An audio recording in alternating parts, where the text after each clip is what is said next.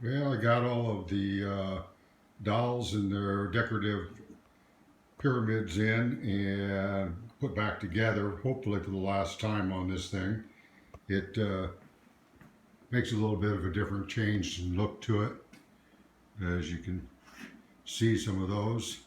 It pulls out some of the mahogany in those pegs as well, or those wedges.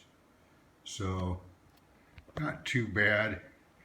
It turned out pretty decent.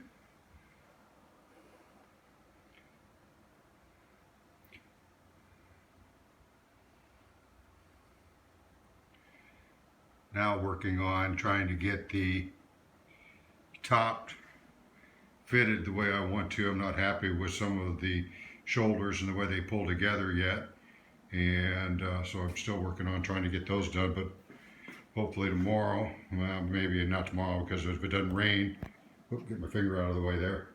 If it doesn't rain, I'll have to do yard work tomorrow, but it's getting close too. If I get those things sawed and get some wedges made for it, I figured out what I'm going to do. I can get enough width between my sawhorses and my top. If I bring it all the way to the end, I can actually take the base and slide it over, and I only need to raise the top a couple inches, which I can stick a 2x4 or something underneath each end and slide it underneath there, and that way I can take the sawhorses out then and it'll be sitting on top of the pedestals.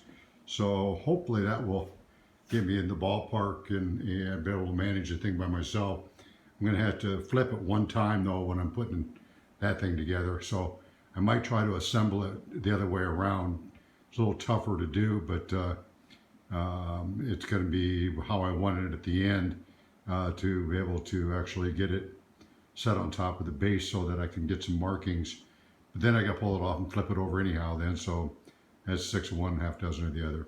Anyhow, I hope you're having a better day today in the field, and we'll give you a progress update, and hopefully you're pulling out a bunch of corn that's not going too bad and not clogging up all those corn heads.